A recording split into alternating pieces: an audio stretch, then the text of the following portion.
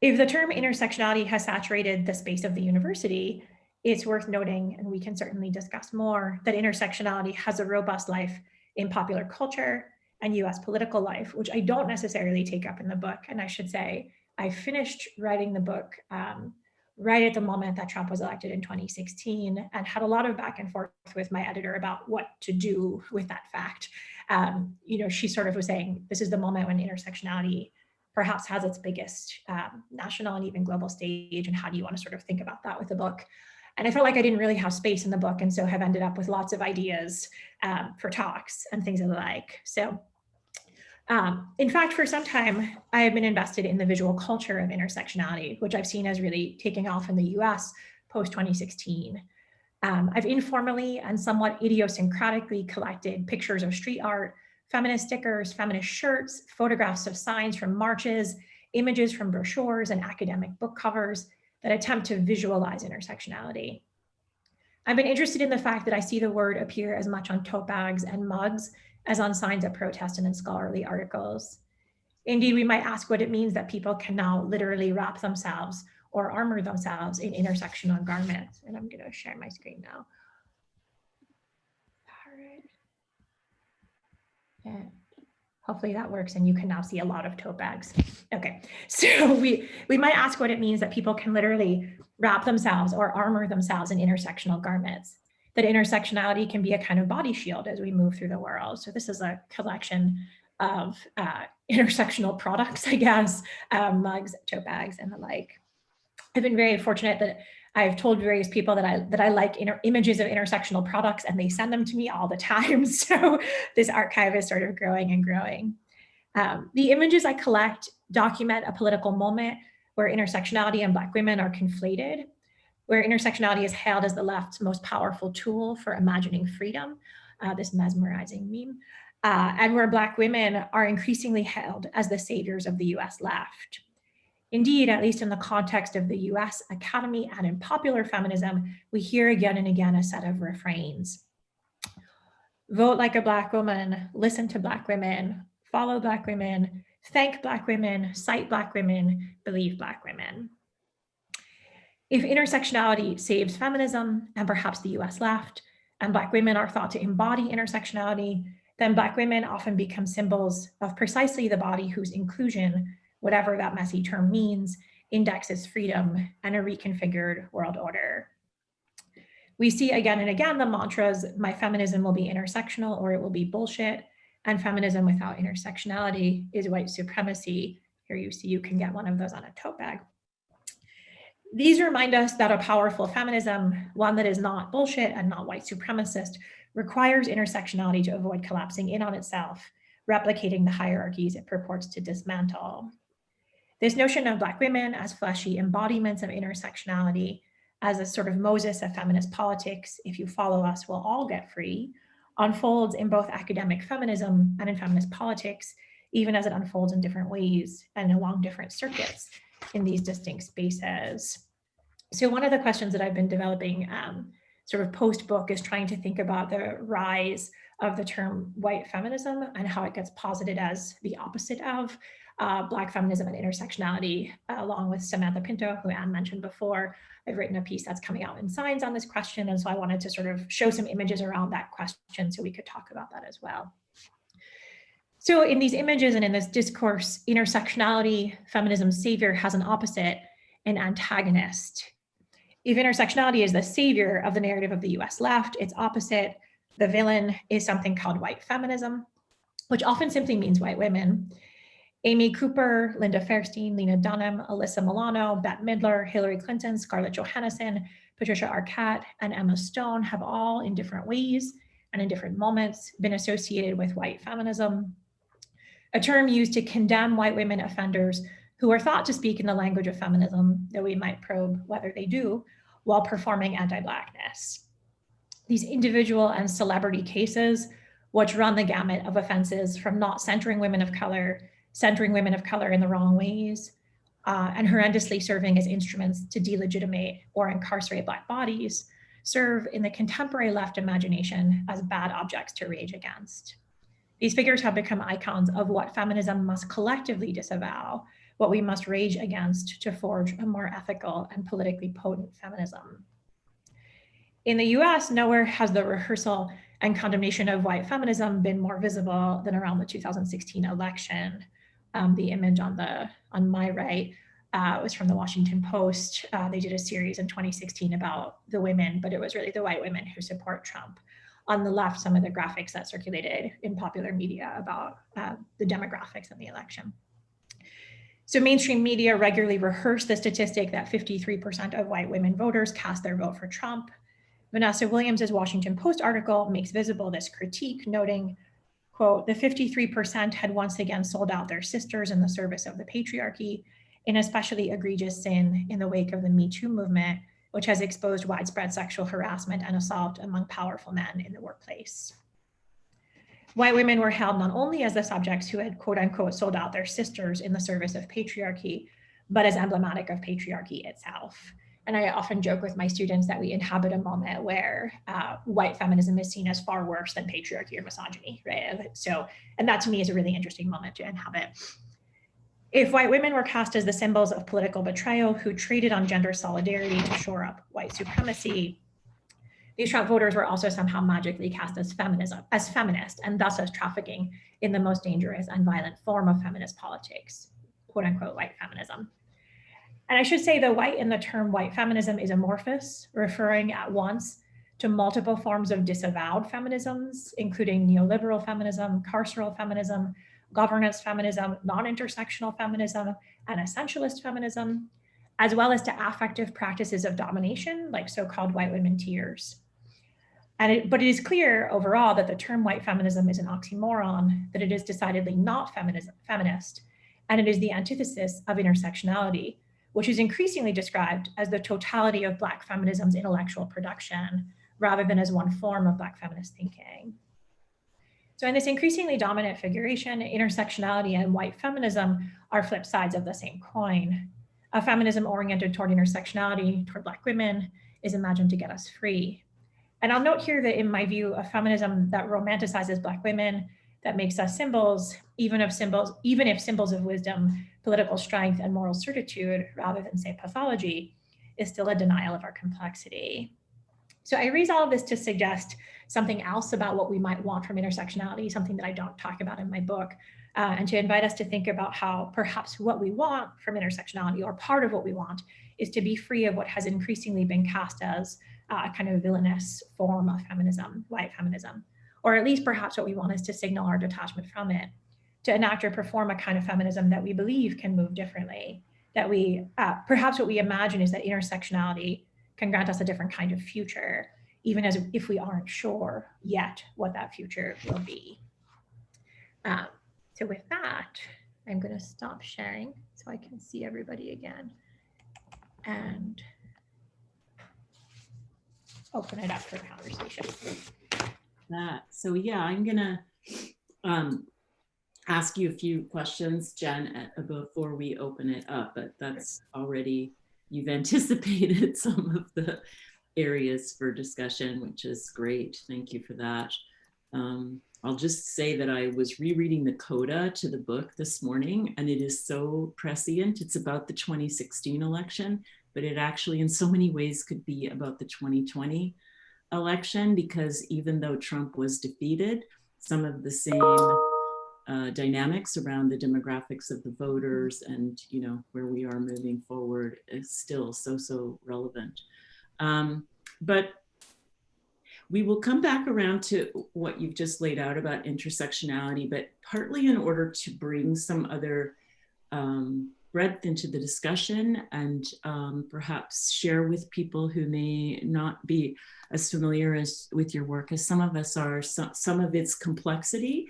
And because of our shared interest in affect, I wanted to start with the keyword defensiveness, because one of the things that I just found so stunning about encountering your book was in that opening chapter, not only having these incredibly elegant and concise summaries of the histories of intersectionality, both as an intellectual phenomenon and an institutional phenomenon, was your turn to affect and this naming of defensiveness, and not on the part of white women, which I sometimes forget because I think, oh, it's about that. But actually this discussion or dispute or tension within Black feminisms around intersectionality. And I just thought that was such an important way to discuss the kinds of disputes that often happen within feminism. And in fact, what you've just said about tensions between white feminisms or namings of white feminisms and other feminisms would be a good example of that. I would say I'm very interested in the topic of defensiveness because I come out of a 1980s theoretical feminism, the world of the sex wars, the world of critiques of essentialism that was experiencing a lot of infighting and defensiveness and critique and disidentification from within feminisms, including already disidentifications with something we might call white feminism, because of the way Black feminisms were also circulating in the academy at that time. This may date me, but I think it's important history. So yeah, can you just talk a little bit about why and how that sort of the affective turn in your own approach to intersectionality, where that came from, what it allowed you to do, anything you might want to say to tell us a bit about that? Sure, thank you for that question. I mean, so I'm going to start big picture and then move in. I mean, I guess one of the things that was revealing to me about writing the book was it helped me reread the Black feminist tradition that I think about and teach as a tradition that's fundamentally interested in questions of affect, right? So whether I'm teaching Patricia Williams or Combahee or Frances Beale or Audre Lorde or Claudia Rankin, I actually have come to organize my classes, or my Black feminist theory classes, around questions of feeling and emotion. So I became interested in defensiveness in part, and those of you who've read the book have seen this. Part of what I'm trying to explore in the book is how intersectionality kind of moves through certain kinds of academic spaces. And I tell a lot of stories in the book about conferences, academic conferences, and how intersectionality gets mobilized or discredited or both in those spaces. And so one of the moments in which I sort of came to land on defensiveness as a core concept was a conference that I went to many years ago. I was on a panel with another Black feminist scholar who was talking about intersectionality from a very different perspective than my own work. And she mobilized Ntozake Shange's For Color Girls, the line, "Somebody almost ran off with all of my stuff," to talk about intersectionality. And the crowd went wild. Everybody was like, "Yes, girl, like somebody took our stuff."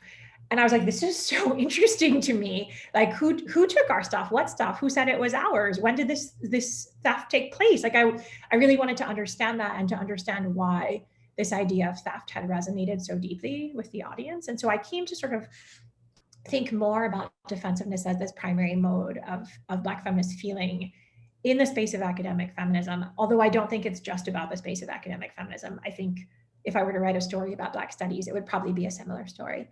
But I wanted to think about defensiveness as it unfolds, as a feeling that unfolds in the space of academic feminism. And I wanted to be careful to suggest that I'm not using that term to pathologize Black feminists. I'm trying to think about defensiveness as something that emerges precisely because of the ways that US women's studies has come to rhetorically orient itself toward intersectionality while doing very little to materially change the ways in which women's studies organizes its sense of knowledge production or even genealogies of Black feminist thought. And at the same time, continually calls upon Black feminist theory and Black feminist theorists to do all kinds of service work for these units.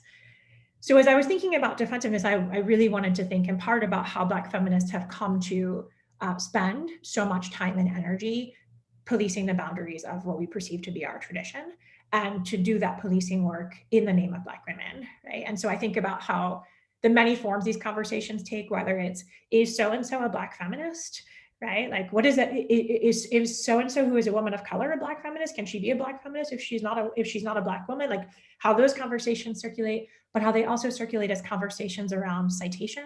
And this has really taken off in the last 5 years or so. Who's cited? In what ways are they cited? Do we feel like Black women are being cited enough? We can think of the Cite Black Women movement as sort of part of this. We can think about the sense, particularly in the scholarship around intersectionality, that people just haven't read well enough. And if they read better, we'd be able to unleash intersectionality's kind of true analytic power. And we can also think about how much, in my mind, the last few years have seen Black feminists engage in what I try to talk about as a kind of corrective turn, or saying people just aren't reading text well, or they're reading the wrong text. They're too preoccupied with Crenshaw and not thinking enough about Combahee, or not thinking enough about Anna Julia Cooper, or whatever. So some of that is about defensiveness, but I think the other piece of it that I don't talk about as much in the book, but that I think about more now, is also how Black feminism gets assigned a kind of moral certitude and virtue that I think the defensive posture has been, I think the way that academic feminism has responded to the Black feminist defensive posture is to bestow upon Black women laboring in academic feminist spaces this notion of, well, Black feminism is right? It's correct, it has the answers, it's all there. And I actually am trying to think more in my work now about the kind of burden and weight of this sense of moral certitude and virtue, and what it means for Black women and Black feminists who have so long been pathologized for a host of reasons to suddenly be burdened in a different way, which is this burden of being virtuous, morally virtuous. So yeah, I hope that gets some of your question in. Yeah, I'm going to ask another follow-up, because again, to sort of help you amplify some of the directions that work on defensiveness and affect more generally goes. So towards the end of the book, you turn towards alternatives to defensiveness that include letting go versus holding on, which is one way you understand defensiveness, and also a politics of love and care, which again is something that's been only, I think, continuing to grow and circulate within discussions of Black feminisms and, you know, radical politics more generally. And I wonder too if, because for me, I'm always interested if defensiveness is a very common political feeling that governs or pervades collectivity, the difficulty of what you call the social and trying to think radical relationality. How might we both acknowledge it and, you know, give it its space so it can go somewhere else? It's one way I think about it. So in the case of Black feminists in particular, again, I feel like your work is structured by or participates in this long time coming effort to turn to the ordinary lives of Black women, people of color more generally, a space of complexity, right? Rather than reducing people to very simple static affects like anger or grief or defensiveness. And so this too is where I see part of your larger project. I think this is part of your new work as well, is to give us the vocabularies to be able to tend to how it feels to be, let's say, a Black woman in the academy. And I still feel like there's just not enough space for that. I mean, for me, I feel very privileged to have been close enough to people to hear things that don't get said in public spaces. And I think your work tries to attend to that, along with, you know, many of your fellow traveler scholars. I think this is, you mentioned Claudia Rankin. I think her work has put on the table for a broader range of people attention to ordinary forms of racism that are part of the dynamic that also includes the spectacular forms of racism that are Black death. So just, yeah, if you want to comment on just what you would like to see by way of fuller attention to what you have called, and I love this, I think Anne Morneau has put it in the chat, the work you did for feminist formations in a special issue on institutional feelings. Again, a category that I have found enormously generative for my own thinking about what it means to live inside of academic institutions. But there's a specific uptake of it for you that I'd love to hear you elaborate on a bit. Yeah, so I'll try to work backwards through that because you said so much that is generative for me. So, first this question of, I agree with you, this sense that there's a need for more attention to the variety of kinds of feelings that attend to Black women's engagements with institutions generally and the university specifically. Now, I do think that there is this way of reading the university as a central preoccupation of US Black feminist thought, particularly post 1980 or so, whether it's thinking of someone like Barbara Christian's Race for Theory or Andrew Seale's A Cult of True Black Womanhood or Barbara Christian's Diminishing Returns. Like there is this kind of longstanding preoccupation with the institutional project of Black feminism, but there's not as much of an engagement with what does it actually feel like to be a kind of foot soldier in that institutional project, so to speak.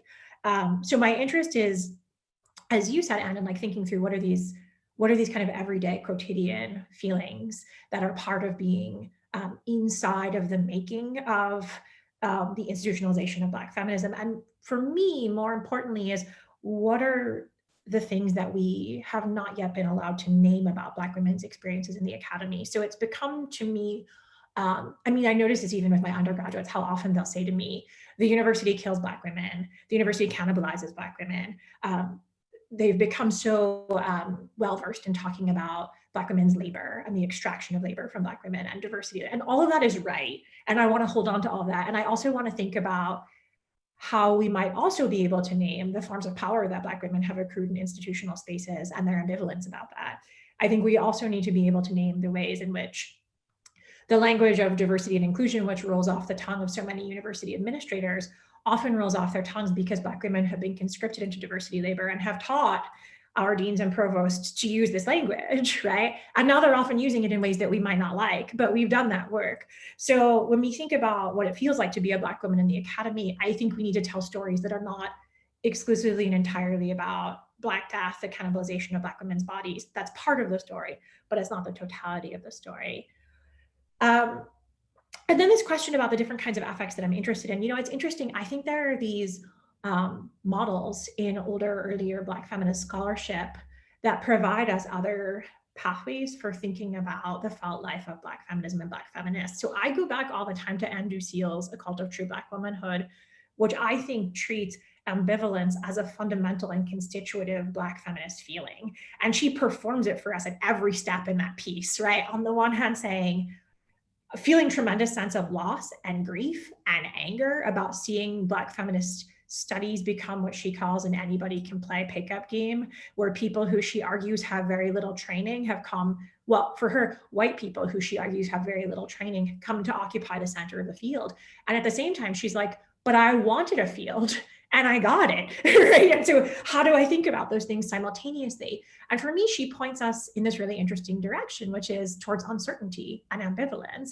And that's sort of what I'm trying to get out at the end of my book, with an embrace of vulnerability as a kind of Black feminist ethic, that what we get when we don't hold intersectionality captive and instead let it travel in ways that might surprise and unsettle us, is that we're going to get feelings of loss and confusion and grief and surprise. We might find ourselves in alliance or conversation with people we never expected we'd be in alliance or conversation with. And so part of my call for vulnerability is an openness to the possibility of not knowing what it might feel like when intersectionality moves in different ways, but a sense that it's worth taking that risk. And so I suppose as I think about vulnerability, risk is a sort of constitutive part of an ethic of vulnerability. And then the last piece on love and care, so the chapter in the book where I want to think about love, and I will say, like, I think if I were to write the book again, I'd want to think more about this kind of Black Lives Matter moment where care has become a central keyword for Black thought, often apart from a kind of strong feminist critique of the extraction of care work from women's bodies in particular, or an understanding of the gendered logics of care. But anyway, that's an aside.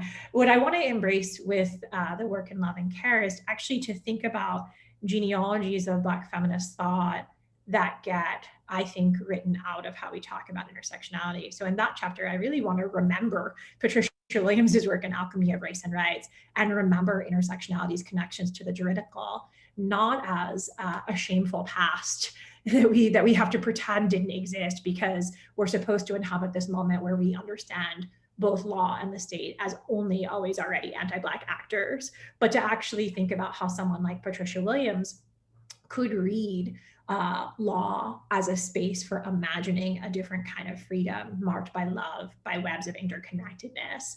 And so Williams in Alchemy of Race and Rights has this beautiful moment where she talks about how what we need is more rights. We need to give rights away to trees and to flowers and to ideas and to desks and to air, and find ourselves deeply bound up in each other and with the natural world in ways we would never expect or anticipate, and certainly in ways we would not expect law to be able to codify or anticipate. But she wants to use, her radical imagination is such that she wants to think about what it would mean for law to be able to recognize that kind of interconnectedness and vulnerability.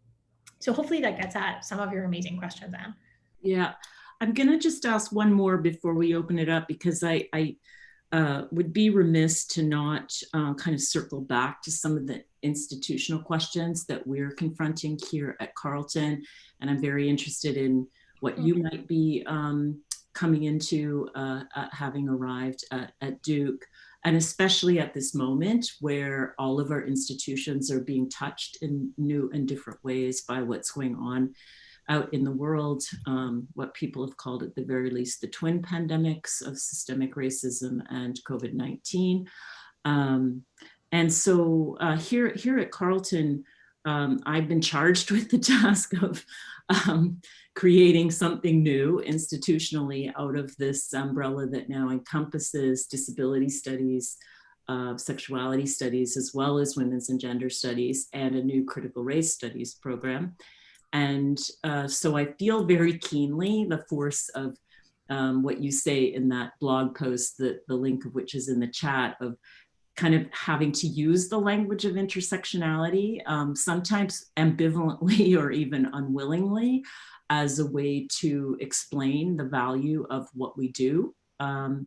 And I find it hard. And so one of the reasons why I wanted to invite you to come talk to us, even across differences of institutions. And in fact, part of the issue is that each institution is very specific. There's no one size fits all model. Canada is very different from the US. But yeah, anything that you might want to at least quickly say to us before we open up to others of, what do we do?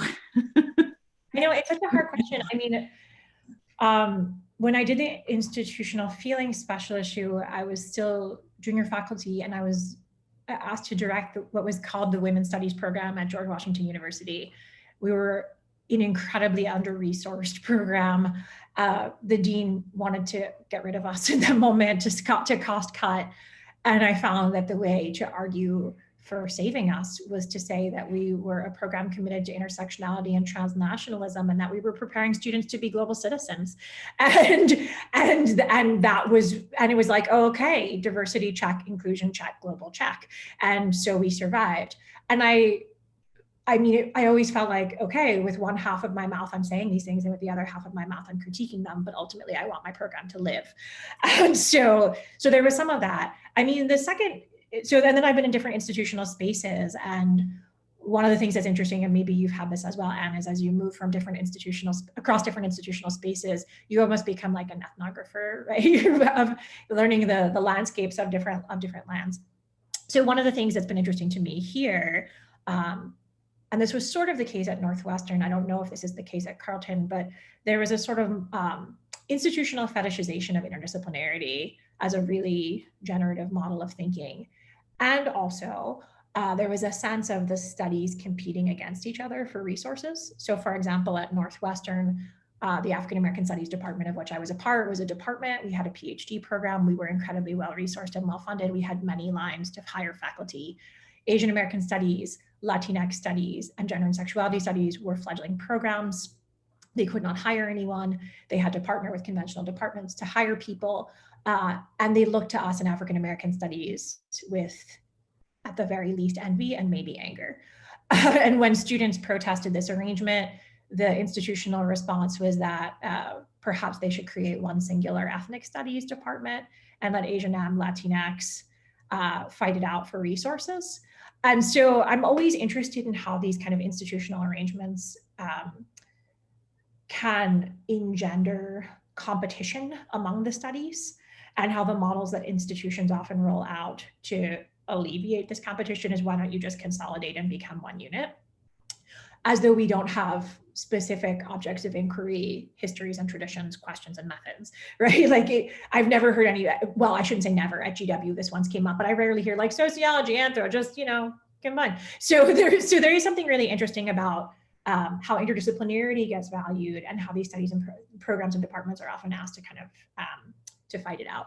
And then the last thing is, I find this, like you've mentioned it a few times, on like the moment, right? The moment that we're in. And so when I got hired by Duke, and the first thing that we talked about, our first faculty meeting, was, what are we going to write in response to George Floyd's murder? Like, we have to write something. And everybody was writing something. Every department and program at Duke wrote something and put it on the website, and every corporation, Amazon told me what they thought about George Floyd's murder, Ben & Jerry's, Sephora, they all told me. And I was really interested in the sense of like institutional responsive writing as a genre that we all had to master. We all had to provide our students with reading lists as a way of showing our commitments. I'm not sure what commitments we were showing, but we had to show them. If we were silent, it was to reveal that we weren't committed. And to me, the main question was like, how did we get to the moment where we're acting as if all of this is new, right? Like as if anti-Blackness is a new thing that has unfolded, as if racial violence is new. Like there was a sense of, my question was, why is this the moment in which we've decided to be responsive, or in which responsiveness has been demanded of us, right? And so there's an opportunity at Duke. We now have, our president has announced a year of reckoning with anti-Blackness at Duke, which means there's a moment, right? There's a moment where there are resources, and we feminists and those of us in allied fields can make demands, and that feels really exciting. We can make demands around resources and hiring and the like, but it also begs the question, like, how did we only get to this year now? And what happens when this year is over? So I think it's a complicated moment. And I think as someone who is interested in institution building, as I said, we're always sort of talking in multiple registers, right? Like I feel like I have my voice that's about resources, and my voice that's critical of the voice that I have to use to get resources. So that is no answers, right? But I guess the last piece is, as I said about the competition, at least in US universities, between studies and programs, is it seems to me that how we think of solidarity to ensure that we're not pitted against each other, but that we can collectively garner resources and collectively insist on our distinct fields, methods, preoccupations, and objects, even as we are allied fields, feels really important to me. At least at Northwestern, when there was this moment of just collapse all the studies, I felt like an intellectual and political insistence that Black studies and Asian Am studies have different histories. It felt really important to make that argument to the administration. And I also think in institutions where there are tremendous disparities between the studies, so at Duke, gender, sexuality, and feminist studies is an endowed program. We have alum who left us a large chunk of money, and it gives us a ton of autonomy that allied fields don't have. Asian American studies at Duke simply don't enjoy the resources that we enjoy. So what do we do about that, right? Like, how do we think about resource sharing, being in solidarity with them, like at the level of like financially being in solidarity with them to support their programming and their building? So those are some initial thoughts.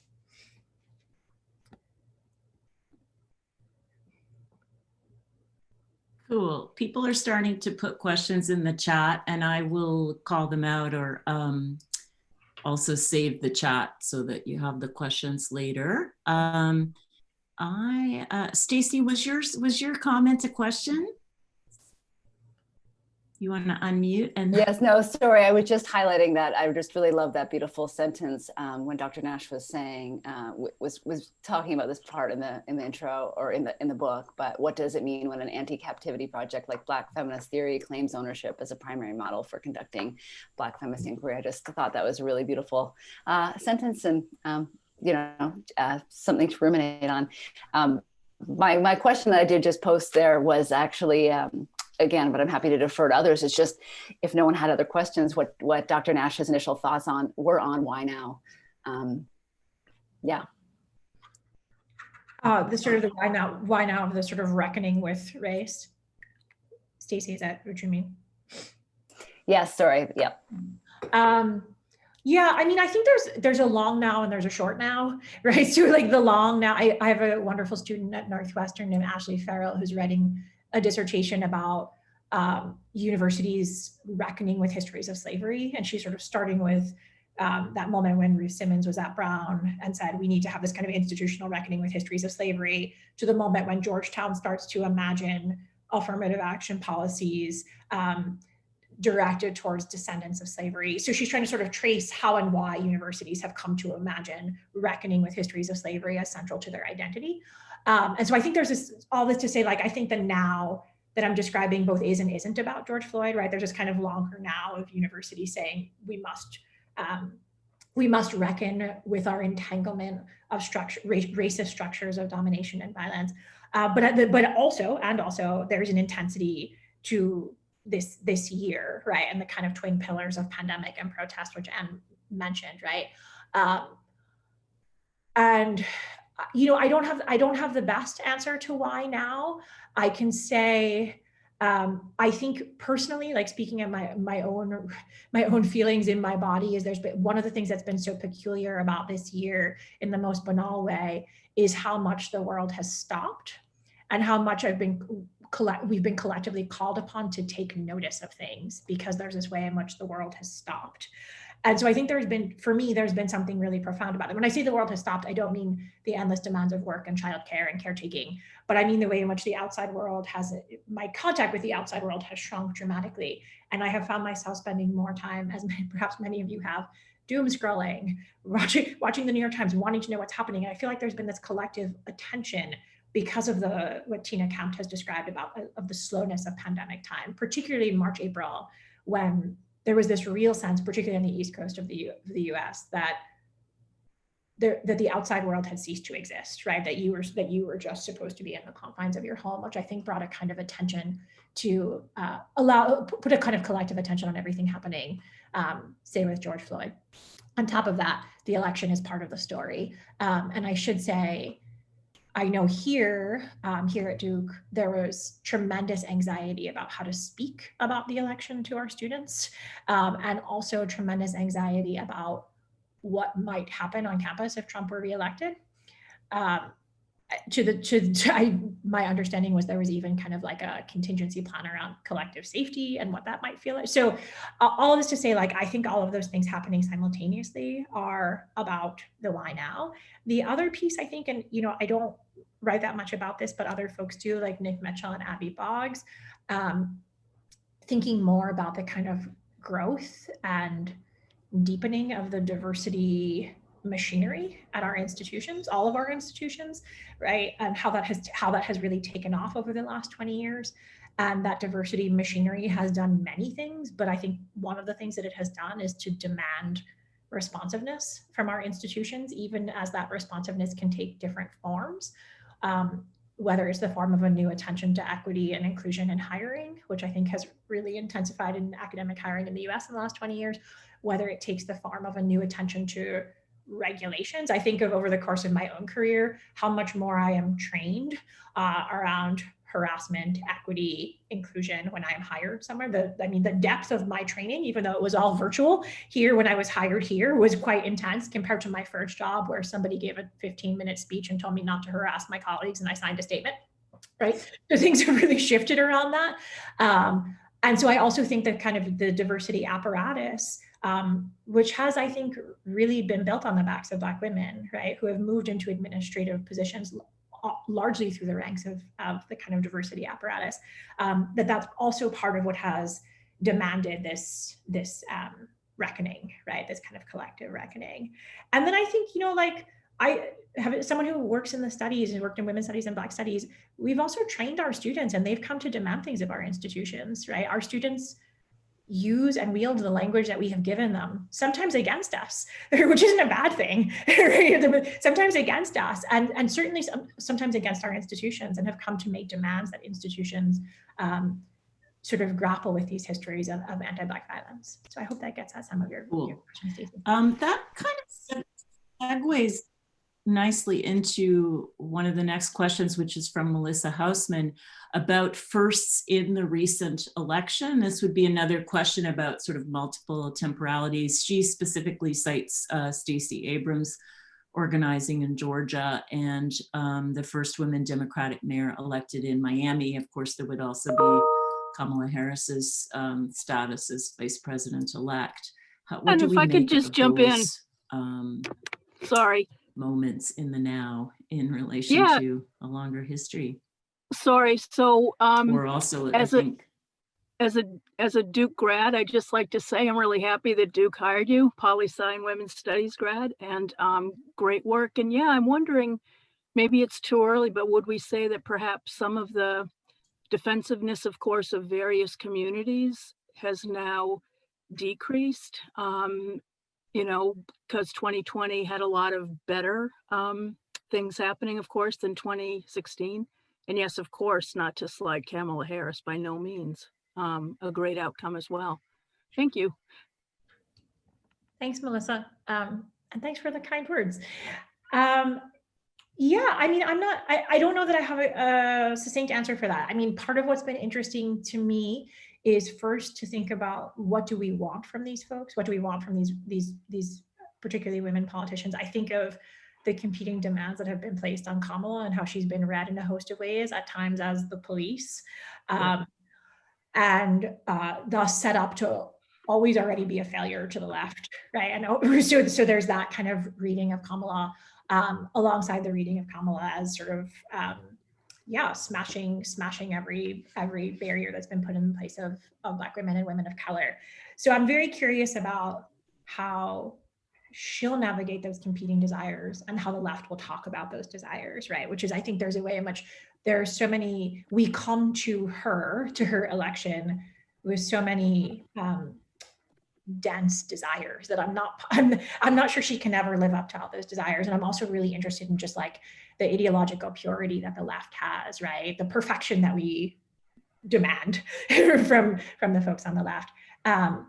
And then I think it's interesting to think about how someone like Stacey Abrams has been talked about in the US in a way that's very different than the way that Kamala has been talked about. So Stacey Abrams talk about thank Black women, right? Suddenly Twitter blows up with we owe everything to Stacey Abrams and Black women have saved democracy, which is something you started to hear in 2016 with the kind of Black women are the most reliable Democratic voters and only Black women vote correctly. And if everybody followed Black women, it would save the country. And it certainly intensified in the last few weeks. And going back to Anne's questions about feelings, I mean, and ambivalence, I find myself both completely seduced by this rhetoric and by the desire that someone wants to interpolate my body as correct, right? As virtuous, and as someone who should be followed. I find it an unbelievably seductive rhetoric. And I also find myself wanting to pause and think about how and why that rhetoric unfolds now and why it is so seductive and what it means to presume the correctness of Black women, because that discourse of correctness is precisely what gets someone like Kamala into trouble, right? Like a Black woman can't be the police, whatever it means when people say that, right? So I mean so I'm interested in thinking about all of that simultaneously. So in some ways, it might be too early to tell. We'll have to check in like a year. But I think it certainly poses an interesting moment in terms of how Black women are thought about in kind of US political culture. Thank you for the question. Jen, I forgot to check with you before we started about whether you could stay over for another 10 minutes or so. That would help us with getting some more questions in. And I think I'm going to call now on Gulzar Tirania. Are you out there somewhere? I'm wondering if you'd like to ask your question directly. There we are. You'll have to unmute. Good. Thank you. Thank you so much, Dr. Nash. Can you hear me? Perfectly. Okay, so I put my question in the chat. So my question is about the carefulness with which you establish that your project is not to ignore histories of anti-Blackness and misogyny. That's from your intro. And and at the same time to think about Black feminist defensiveness, right? You established both of these things with so much care. But my question is in observing how this work has been taken up, particularly by white feminists, who are sometimes happy to skip over the anti-Blackness part, but are very happy to focus on the Black defensive response part. And in a Canadian context, this often happens in rooms where there are no Black feminists, right? Like it's mostly dominated by white feminists. Sometimes there are other non-Black women. So I wanted to ask you to reflect on concerns you had about how this might happen in terms of taking up the work. And it's not a critique of the way you've written it. You've written the work carefully, but it's an observation of how I see the work circulating and being taken up in some contexts. Mm-hmm. Yeah, thanks for that question. So I did Syndicate is this website where there are conversations about books. And I did a syndicate on the book, and Terry and Williamson, who wrote Scandalize My Name, sort of told a similar story about a conversation about the book where essentially a group of so-called white feminists bemoaned Black women's defensiveness, right? Essentially used the term defensiveness to pathologize Black women's feelings. You know, to me, that was a risk worth taking with a book. I felt and still feel that Black feminist theory as it's practiced in the US is at a kind of an impasse. And part of that impasse for me is about the work that defensiveness performs and the conversations that become impossible because of defensiveness. It felt important for me to name that feeling. It also felt important for me in the name of Black women to talk about the psychic weight and even labor of the defensive posture. Like it takes a lot of time and energy to patrol the boundaries of Black feminism constantly in the name of Black women, right? Or supposedly in the name of Black women. And one of the questions that I was interested in is what would happen if Black feminists reclaimed that energy and did other things with it. And so I felt like it was a risk worth taking, even as my understanding is that the term defensiveness might be mobilized and wielded in a host of ways that are antithetical to my project. I, on a number of occasions in the book, say, I am not at all interested in pathologizing Black feminists. That's not my goal. Even as I use this term, it's a sharp term. And I've been in conversations with folks with other Black feminists who are like, defensiveness is productive. It's important. It's a way of staking a claim to territory. It's a critical response. And it is all of that, of course. But I also want to think about what it forecloses or makes impossible. So I hear you on how the term might circulate conveniently in politically convenient ways for feminists who are not invested in Black feminist thought. But I suppose that's the risk of the work. Thank you. I just want to thank you for clarifying that. And just to say that I think your project redirects white and non-Black feminists to think about the anti-Blackness part more clearly and with more clarity. And I think that that's an important clarification. Thank you. Thank you. Yeah. I think I'll go to a question that comes from my colleague, Jennifer Henderson, who, Jen, you might be interested to know, works in Indigenous studies and is working on a project. Jennifer, I'll unmute you, but I feel the need to just, kind of raise or flag this really interesting work you're doing on the circulation of the term resilience, particularly in the context of Indigenous studies. So in some of the conversations we've been having leading up to your appearance, it's been really interesting for me anyway to hear what Jennifer has to say from that vantage point. So she, not surprisingly, wants to focus in on the way in which you use the category of care. Jennifer, over to you.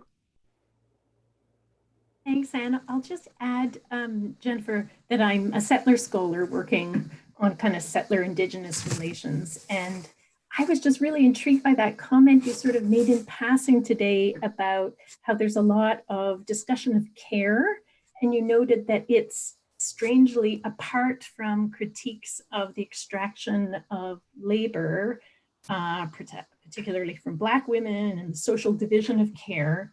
And I was reading the last chapter of your book today where you're kind of arguing for a re-engagement with the state. So I just have a kind of intuition those are going together for you. And I was wondering if you wanted to talk about that. The connection to resilience is just like how anti-statisms can be kind of pernicious, right? And enjoining everyone to be more resilient, I think, is partly a way of dealing with the fact that we have fewer social rights, right? We are supposed to have fewer expectations on the state. Mhm. Anyway, whatever you have to say about these things. Yeah, thank you. So to the first part, so one of the things that happened around the time that the book came out was Christina Sharp wrote In the Wake, which in my mind fundamentally transformed the field of Black studies, at least in the US context. And of course, one of the things she's trying to do in the book is to argue, and I think it's her direct words, like care is the central problem for Black thought. And I think there's this way in which the work that Sharp's doing in the Wake and many projects that have followed have, at least in the context of Black studies, put care and love at the center of a political and theoretical agenda. Was interesting to, I mean, I have lots and lots of, I love In the Wake. I think it's a really important and provocative text. I also have many questions about In the Wake, including its relationship to kind of genealogies of Black feminist thought, but also questions about what it means to sort of hail care or talk about care, apart from thinking about longstanding feminist interventions about care, well, first about the extraction of care from women's bodies, the invisible extraction of care from women's bodies, the devaluation of care, to treat care as though it's a term that doesn't have these kind of longer genealogies, troubled genealogies. So that's been interesting to me to see Black studies make that turn, presumably in the name of Black feminist studies with very little attention to questions of gender. There's a larger critique of Black studies, but we can hone that for later. So the second part about the kind of connection to the chapter on the state, that chapter also for me came out of the experience of being located in Black studies in a moment that continues where Afro-pessimism has also fundamentally reshaped the field. And to me, one of the interesting interventions of Afro-pessimism has been the fundamental disavowal of the state. And one of the ways that I've seen that manifested in the space of the classroom is through a real kind of collective discomfort with texts authored by critical race feminists. And I'm thinking not just of Williams, but of folks, in fact, someone named her in the chat, folks like Mari Matsuda, Angela Harris, a collective sense that to have an investment or even a faith in the juridical is a failure to recognize that the juridical is an inherently anti-Black project built on the relegation of Black bodies to the category of the non-human.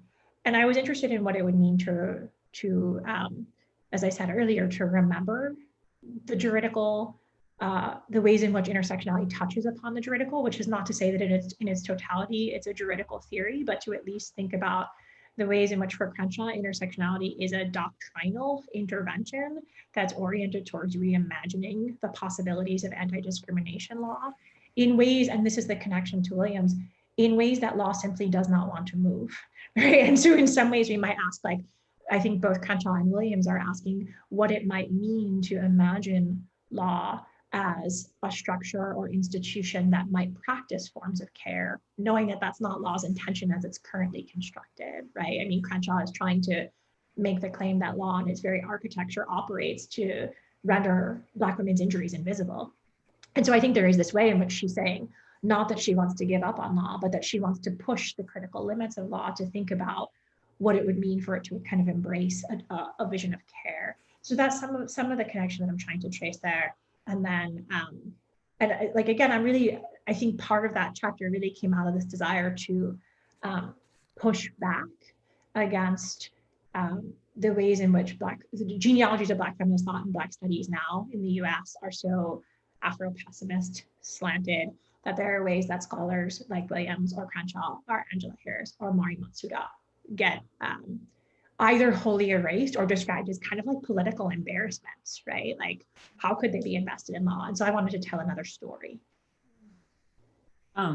I think you've anticipated Laura's question, but Laura, I will go to you in a moment, but just to say, my colleague Laura Karayan is in the criminology department, and we also have a number of people here. We have a number of feminists in our law and legal studies department. That's where Stacy is housed. So again, there's no surprise that there's real interest in that aspect of your argument, especially because I think, particularly now with the discussions of abolition that and defunding the police, that there's an even higher level of skepticism about the state or the law. So reading that chapter right now kind of strikes in a particular way. And of course, yes, Laura is also indexing a discussion that a lot of us were having last week as well about different genealogies of intersectionality, which might be historicized differently in Canada, for example.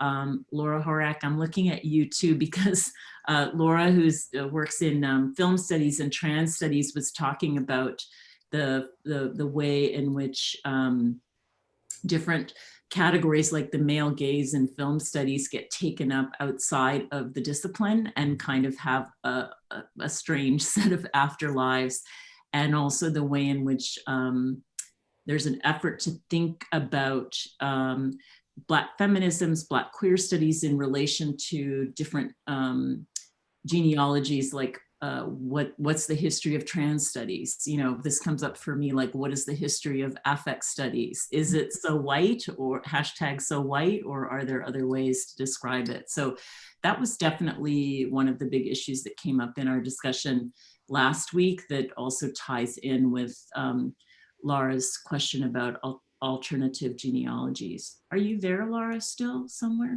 Oh yeah, do you want to unmute and Yep, thanks. No, thanks so much. Yeah, I know, that's great, Anne. I appreciate that. And Jennifer, I apologize. I have not had a chance to read the book in its entirety. I have only read the introduction. So this is something that could have been answered, or that you've already spoken to a little bit. But yes, my question was a little bit about how your genealogy of the concept of intersectionality, maybe, I mean, it's been taken up. My understanding, it's been taken up in legal studies in really rich ways, particularly from, self-identified out-crit legal scholars. So critical race feminists, Lat crit, Asian American, queer legal theorists.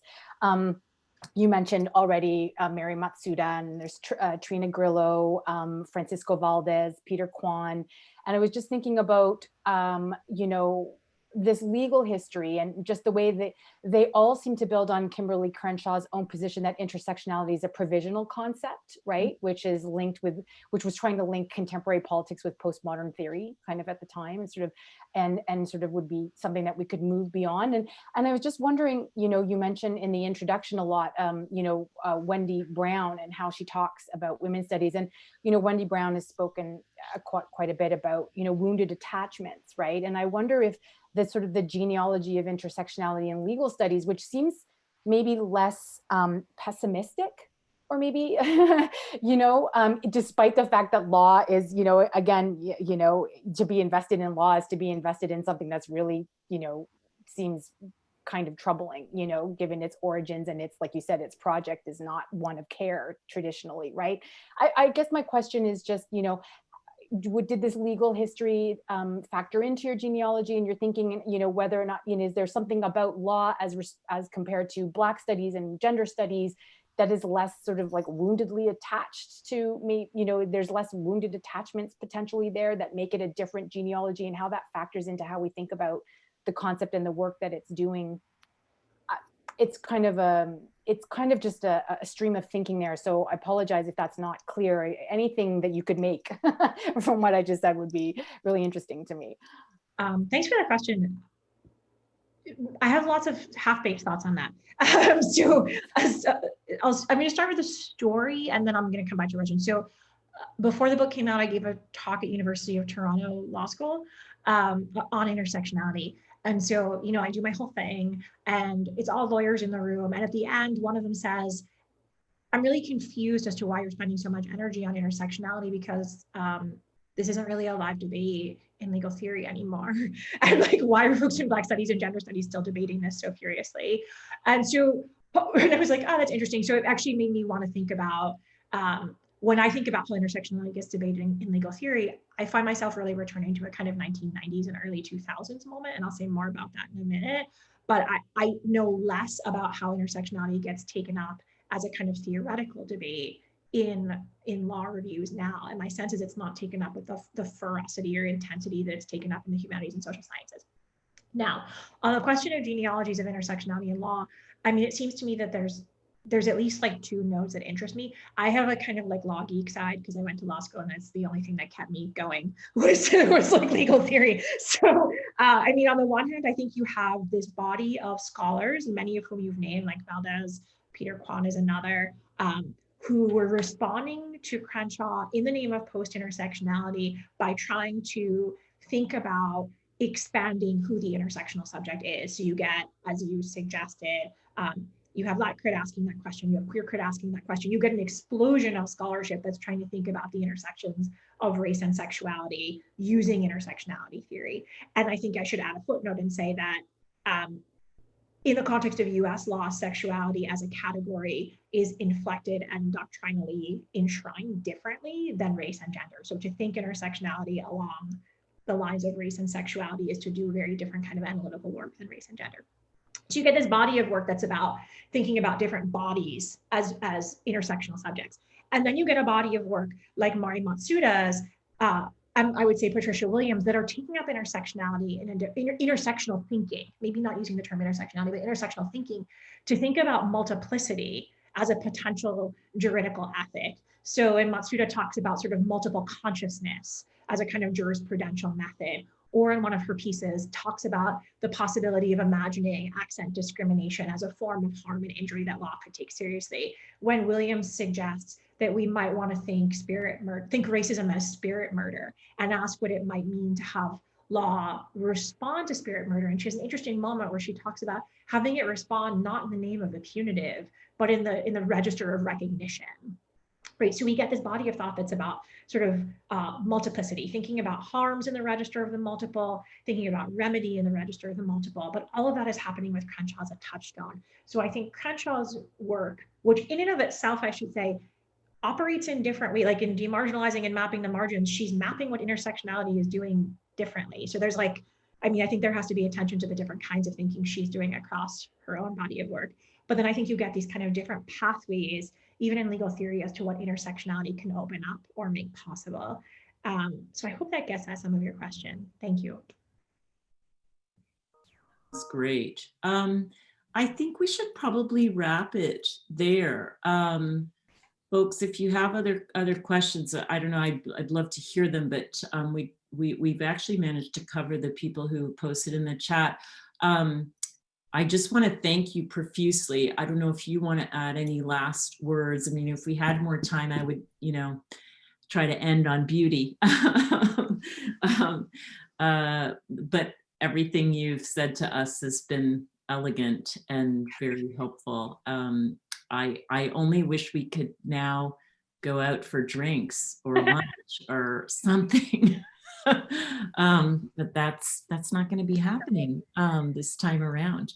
But yeah, I do really hope we can bring you to Ottawa at some point in the future. And I also want to wish you well at Duke in your new position. It's not hard. It's not easy to start a new job under conditions of pandemic.